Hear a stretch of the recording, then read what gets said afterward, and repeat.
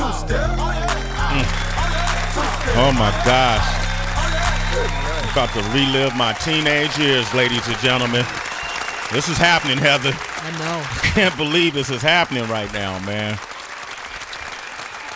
Teenage angst was a big part of my existence growing up in Oakland, California. And there was a lot of theater, Heather, that I could really identify with by people who look nothing like me. Right. You know, on that big screen. But that didn't seem to matter because we had similar experiences that were expressed through the great vision of John Hughes. You know, and there were a ton of movies like The Breakfast Club, The Outsiders, St. Elmo's Fire, The Mighty Ducks. All of these different movies that had a common denominator of a few individuals, but one in particular who played Billy the Kid, you know, in Young Guns 1 and 2, that I really had an admiration for because I felt like the characters he played was a lot like the person he was when he was off the screen, who seemed kind of had moved to a different drum. You know, it seemed like he thought outside the box, seemed very passionate as an actor, so therefore I thought he would be as a person. And I never thought, I couldn't imagine how I would get this man on this show. I just never thought we'll have him on Sway in the Morning Shade 4-5. You never know. You never know, but he's actually here with a great project that we talked to our good friend Che Rhinefest Smith about just yesterday called The Public, which is dealing with homelessness. The one and only, the writer, the director, the producer of The Public, Emilio Estevez is here. Hey! Can you believe it? Man, you're my brother and you don't even know it. That is the most amazing welcome that I have received in the last 6 weeks that I've been on the road promoting the show. So thank you. Oh, that is just so sweet. Thank you. I think there's a connection with us. Even when I look at you today, man, because, you know, I was living my life, you know, and looking at these movies. I know they're just fiction, but still, you know, you know the storylines, you know, you start feeling something. It becomes more than just that. And, man, I don't want to scare you, but I'm not even your biggest fan in the room. I'm a huge fan. But, man, there's a guy that I know that I work with that carries a picture around of you and him, that he met you in a very just isolated situation early in your career. This dude stalked you on the set of The Mighty Ducks, and he stalked me because in case I interview you today, years ago, he could express his love for you. Is he in the room? This guy right here, he goes by the name of DB. He actually brought the picture when Emilio? He met you. What year was that, DB? 1992. Oh, my Lord. On the set of Mighty Ducks. Your dog was even in the photo. Wow. Now, the reason I was there was because my good friend, Aaron Schwartz, was on the team. And I went there while you guys were filming the last part of Mighty Ducks. And so I reached out to Aaron, and he's got a little message for you. Hey, Emilio, what's going on? It's Aaron Schwartz. I wanted to say congratulations on The Public. I know it's been a long time coming, and I'm really excited to see the movie. I know it's for a good cause, and I'm stoked. Also, all the ducks say hello. We just saw each other at the last reunion, and we were all talking about you. So they're all saying what's up. And I wanted to apologize to you for when I was a little kid, I wouldn't stop hitting you. I would constantly hit you. It's true. Now I have a friend Absolutely who has a little boy, and all he does is tap me all the time. And I think about you and how annoying that must have been. So apologies for that. Best wishes. See you soon, man. Bye. Damn, man. Nice. Aaron Schwartz, bro. Wow. This is your life, Emilio. Wow. He looks great. Doesn't he? Right? He's doing really well. And the shirt still fits, by the way. He got the actual Mighty Ducks t-shirt on. What a fan. Oh, my God. Damn. Yeah. Yeah, man. I'm speechless. Which is not the thing you want to be when you're on the radio. Right? As long as you're not fearful. Yeah, exactly. Yeah, don't worry. Wow, that is something else. Wow, man. That is something else. What must it feel like for you to know how your work has impacted people's lives just from every walk of life, tax bracket, ethnicity, whatever the case? How does that make you feel? You know, when you get chosen for a film, and that often is the case when you're a young actor. The director just said yes. The studio said yes. But you don't see the other 200 auditions that happened before that where they said no. So oftentimes it's really about timing, about luck, about, really, again, timing, being in the right place at the right time. And so, the same day I auditioned for Breakfast Club, I think I auditioned for a Taco Bell commercial. Okay. And the show Chips. Okay. And your agent just has you driving all over town saying, go here, go there. The day that I auditioned for another John Hughes film called 16 Candles. 16 Candles, yeah. And I nailed that audition, man. And I thought, man, John Hughes was laughing in the room, and the studio loved me. And the casting director comes out and he says, no, you're not going to get this. I said, what do you mean? He says, yeah, you're not going to get this. He says, you need to go across town. You can get in your car, go across town, and audition for this other film. And you got a better shot at getting that. It was a movie called Repo Man. Repo Man. Wow. So I'm angry, right? Yeah. I bring all that anger into the audition, and I got the role. But so I think in that role, and just to go back to your question, that role kind of began to define the types of roles that I was gravitating towards. They were all anti-heroes. Anti-hero, so Billy the Kid. That's right, Billy the Kid, anti-hero. Even Gordon Bombay becomes an anti-hero and pushes back against the system. When you look at The Breakfast Club, we're pushing back against the dean. Okay. The Outsiders pushing back against the Socias. Men at Work. Men at Work pushing back, right? All of these, so the roles that I'm drawn to, and that's really reflected in the public. Okay. Ultimately, we're pushing back against the system. We are all anti-heroes in the public. That's what I think I liked about you, because I was anti-system growing up as a kid. I kept my fist in the air with a Malcolm X shirt. So, right. So I was an anti-status quo. And then you talk about the public, which tackles the issue of homelessness. And I'm from Oakland, California, where you see it everywhere. I know this was based out of Cincinnati. That's right. Y'all shot in Cincinnati. And people tend to ignore the homeless. That's right. Like they're not even there, like they're invisible. When I found out you were behind this, it made me wonder why. What got into you? And then even when Rhymefest, Chase Smith, who's in the movie, came by yesterday, I said, hey, man, if you could ask Emilio any question, what would it be about this film? And this is what he said. Ask Emilio what gives him the right as a liberal Hollywood elite to make a film about poor people. About poor people. Liberal Hollywood elite. What's up, South Side? I was born on 203rd up in the South Bronx. Okay. So if he wants to go there, the day I was born, I was born at 3 a.m. Later that day, we were discharged, and I was put on the subway with my mom to go home. Okay. So, my parents didn't have a pot to piss in. Yeah. They came from abject poverty. My mom was born in Cincinnati, raised in Kentucky because her mom didn't want her. And then my dad was raised in a house of 10 kids up in Dayton. And so they met in New York.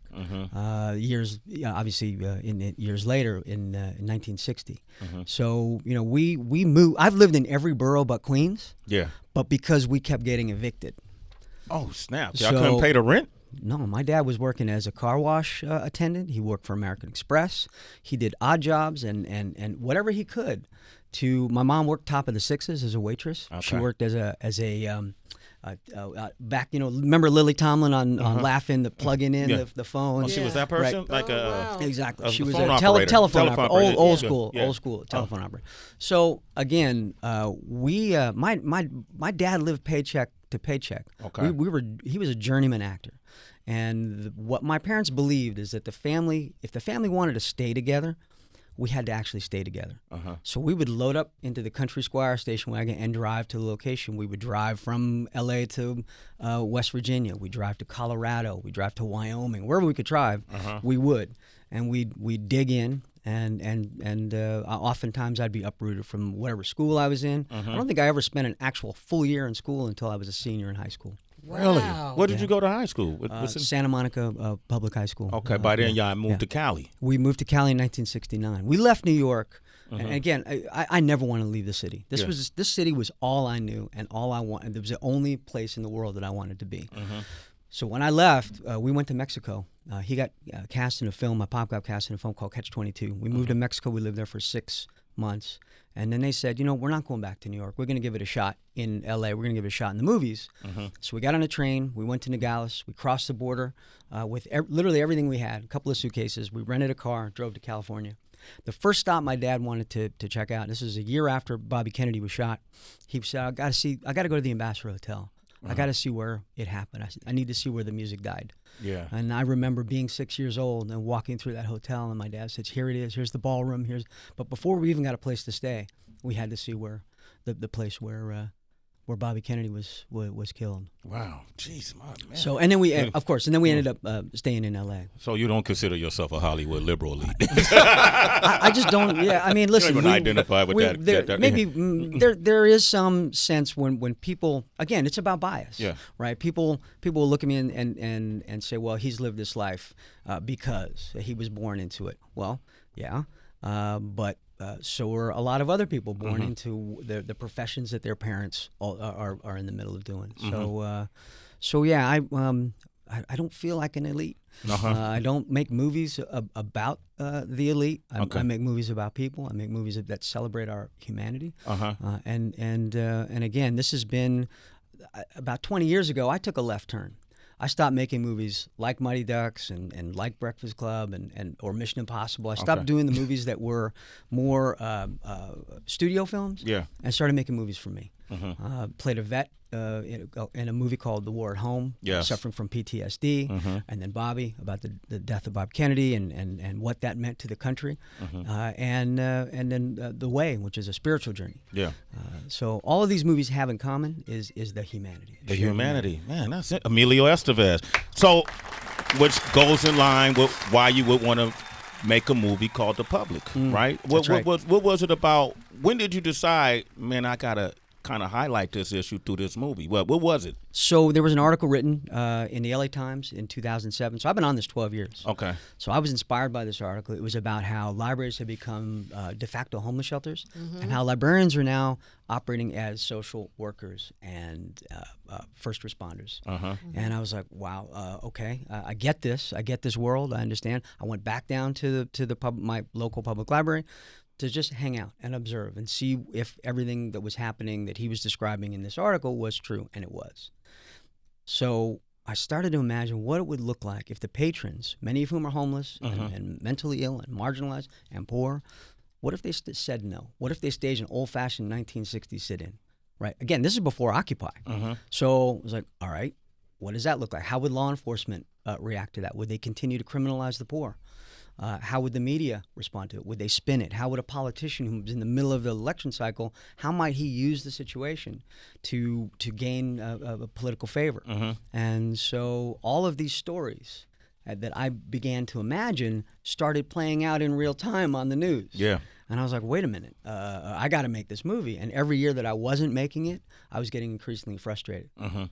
And so here it is now, The Public in theaters this Friday, April 5th. I watched the movie the other day, and great film, great cast, by the way. I mean, like Jeffrey Wright, Michael K. Williams, Gabrielle Union, your good friend Christian Slater, who you started with in Young Guns. That's right. Alec Baldwin. I mean, the list goes on and on. You got some heavyweights. And I spoke to Ryan Face yesterday about you actually putting actual homeless people in the film. That's right. And I asked him, what was it like afterwards, because a lot of these people have to go back to living on the street. And he said the thing was that they at least had a moment where they felt humanized and they had some dignity and some respect, being on the set, earning some money, being fed and things like that. So for you, how rewarding was it finally making this film after 12 years and completing it and actually getting to put people in the film who meant something to you? It was important to have individuals in the film who had lived experience.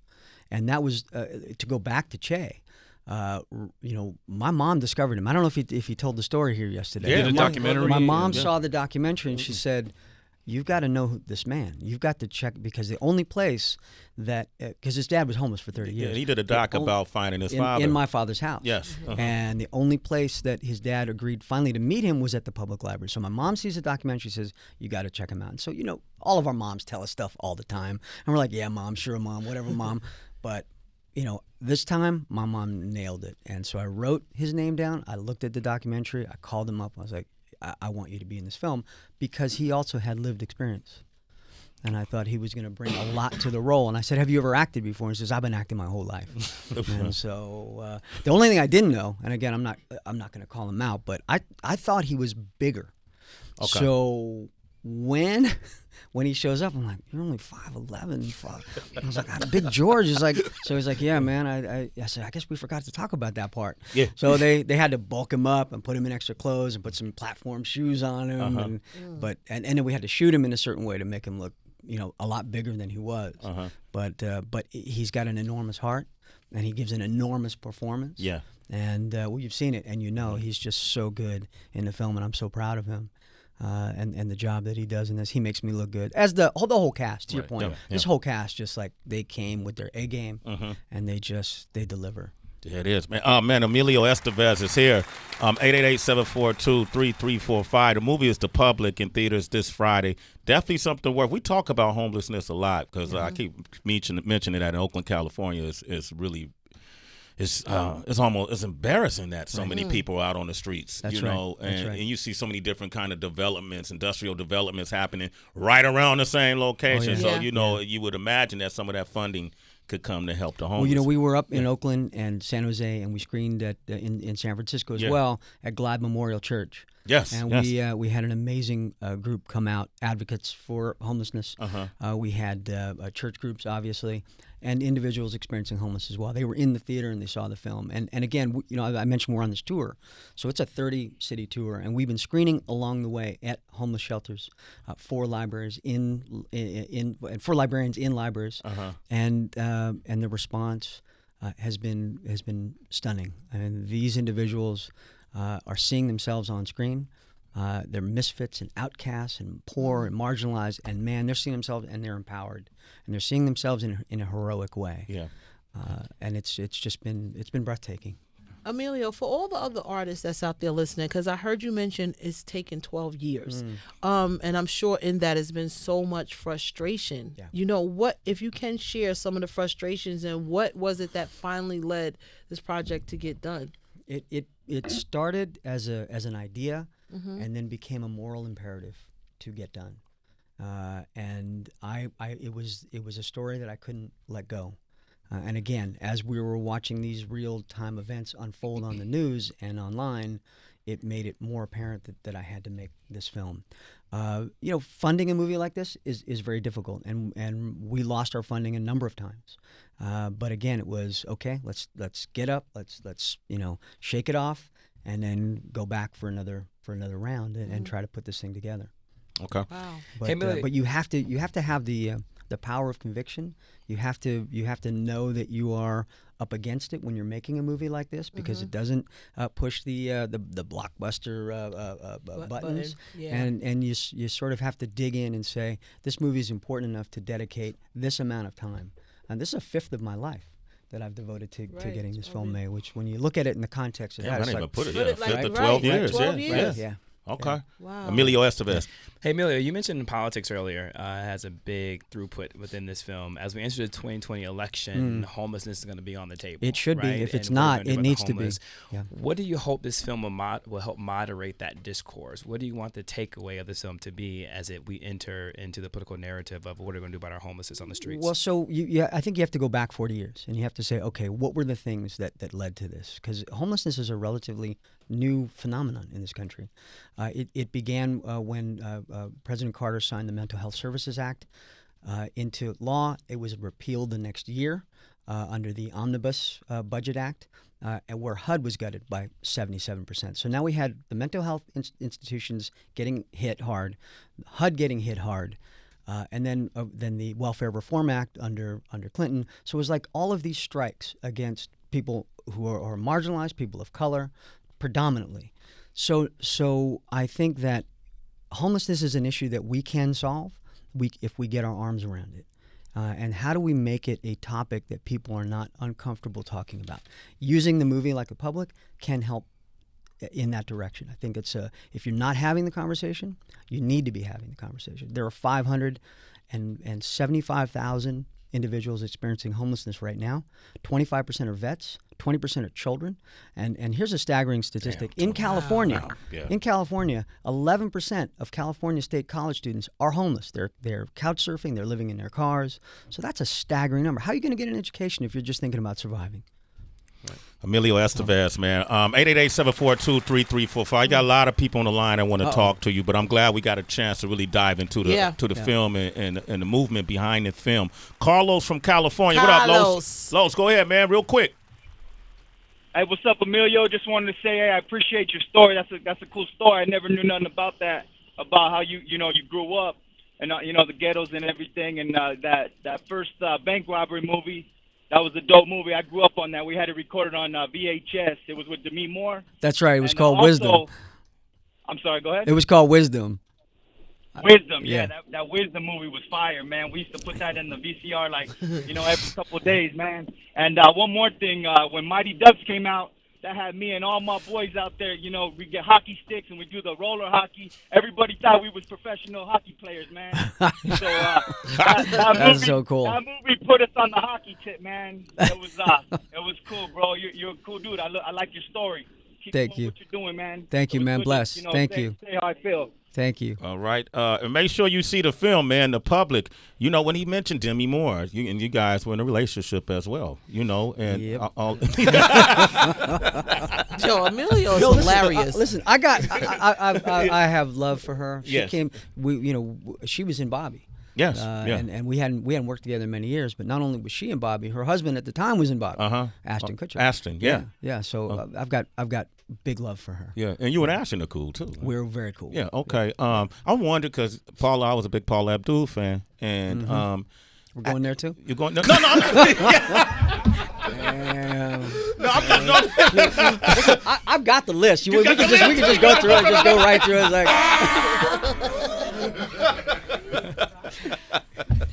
I'm just, we can be here a whole hour. No. Watch.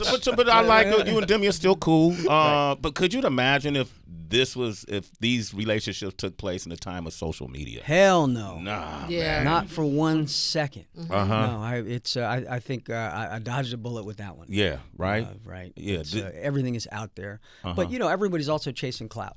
Yeah. And I think once you invite that, right? Once you invite that, it's like then you can't be surprised that it's there. Yeah. That then now once you invite the wolf to sit at the table, we've not only done that, we've set the table and said, "Would you like seconds?" Yeah. Yeah. With that social, right? It's crazy. And I just look at all the people from the Matt Dillons to the Tom Cruise to the Rob Lowe's.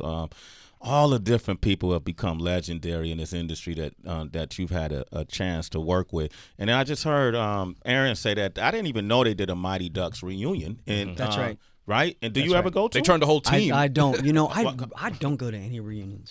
Okay. And I do they do a Breakfast Club reunion? Oh, it seems like every year they're trying to do one. Well, the Breakfast Club, 25th year just Outsiders. happened. That's right. What else? Emilio's hilarious. Young Guns. Yeah. And I try not to look backwards. I mean, if you go into my house when I had one, if you walked into my home and you looked at there was no indication of what I do for a living. There's no movie posters up. There's no photos up except for family. And there is. I don't want my past to influence the work I'm meant to do in the future. And I think that's So what good. happens. If you let your past influence your future, well, then you're just going to be living in your past. Yeah. Okay. But again, I know it's not the same for everybody. And I don't fault anyone for doing what they need to do to feel good about themselves. Guess I'll throw this shirt away now. Okay. No. That's a classic shirt. Hold up the picture, That's too. a classic shirt right crumple there. this picture up. Yeah. No. It's good. It's work- good. Because that belongs to you. Right. That's a whole nother world. Is that belongs to you, and that's sacred. Yeah. And it has nothing to do with me. Yeah. Right. But I'll still have the memory even no, if without the stuff. indeed. Yeah, He's just saying for him it's corny if he walking around with a Ducks t-shirt. Yeah, I get that. I get that. Thank you. Exactly. Okay. Thank you. Right? Or walking down the street humming "Don't You Forget About Me." You're like, what is wrong with that man? You know what I mean? It'd be so dumb.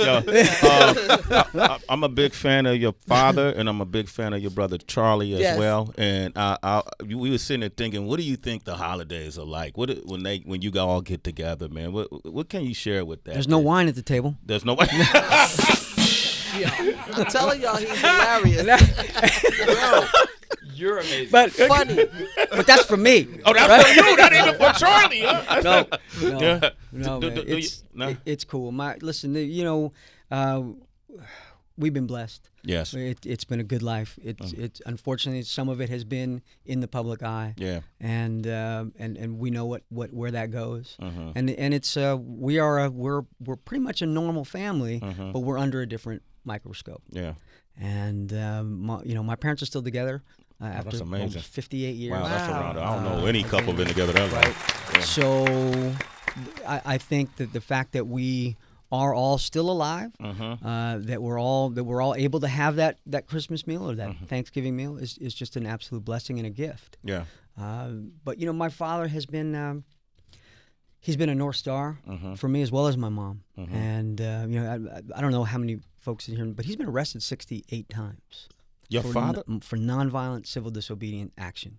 In protest. In protest for immigration issues, anti-nuclear, and for homelessness issues. And so yeah, he's had those cuffs slapped on him in the back of a paddy wagon 68 times. So that sentiment is reflected in this movie, especially in the ending. It is the ultimate. You've seen it, without giving anything away. Okay. But the film is a celebration of nonviolent civil disobedience and what it looks like in the extreme. Emilio Estevez, man, it's been an absolute honor man. to have you on this show, man. We got to give him you're officially a citizen. Let's wait in the Thank you. morning. Come on, Emilio. Yes. Welcome to the Thank you. citizenship, man. Thank you. The public in theaters this Friday, man. Make sure you go see it. Man, as you can hear, it's a powerful film. I think, this is something I think they got to circulate through school curriculums and teach the kids about as well. Yep, absolutely agree. They'll be the ones to eradicate this if we can't get it done. Right. All right. Thank you, Emilio. Appreciate you, man. Absolutely. Thank you so much. Absolutely. Thank you.